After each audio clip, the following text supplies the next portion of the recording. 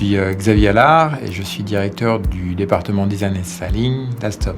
Ma responsabilité dans la conception et dans l'étude design du REM a été d'élaborer à la fois le design intérieur et extérieur du métro. Ce qui est motivant dans le projet REM, même si on est dans une ville moderne, il y a l'aspect profondément humain qui est toujours présent.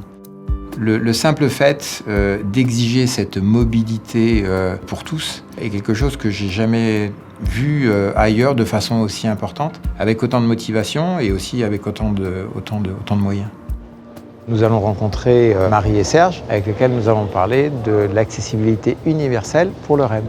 Je suis Marie Turcotte, directrice générale pour l'organisme Execo. Je suis Serge Poulain, directeur général du regroupement des usagers du transport adapté et accessible de l'île de Montréal. Nous, on parle beaucoup d'accessibilité, bien entendu, dans notre métier, mais vous, en fait, accessibilité universelle. Qu'est-ce que ça veut dire? Dites-nous plus. En fait, l'accessibilité universelle, c'est concevoir dès le départ des programmes, services et infrastructures qui tiennent compte des besoins de tous, incluant les besoins des personnes ayant des limitations fonctionnelles, qu'elles soient motrices, visuelles, auditives, intellectuelles. Ces besoins qui sont souvent amenés par des personnes qui ont des limitations fonctionnelles ou en situation de handicap sont les révélateurs des besoins de la société en général. C'est une plus-value pour les femmes enceintes, les familles avec enfants en poussette, les personnes âgées, mais également les personnes qui ont des limitations temporaires et qui sont en processus de réadaptation.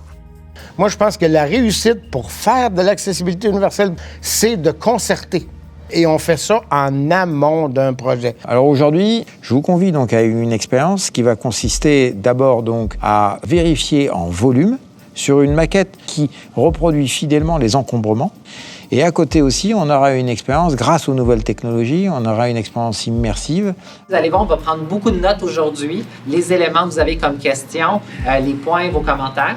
Je pense que ce sont des gens qui sont particulièrement attentifs, qui sont beaucoup plus attentifs, parce que pour eux, je pense que tout peut être un frein. Mais là, on dit que c'est beaucoup trop. C'est beaucoup trop, ouais. On constate ça ensemble après-midi. Et quand on parle de fluidité dans la mobilité, je pense que ces avis-là peuvent nous apporter énormément. En ce qui concerne le REM, on a intégré donc déjà au départ des grands principes liés à améliorer la fluidité donc, de tous. Et je suis complètement d'accord sur le fait que l'accessibilité universelle, telle qu'elle est décrite, elle n'est pas un surcoût. C'est clair qu'il y aura toujours de l'adaptation dans l'accessibilité universelle, mais plus on répond à un nombre élevé de besoins, moins on a besoin d'adaptation, et c'est ça la beauté de la chose. Puis j'ai le goût de dire, tout seul, on va plus vite, mais ensemble, on va plus loin. Fait que le REM va aller très loin.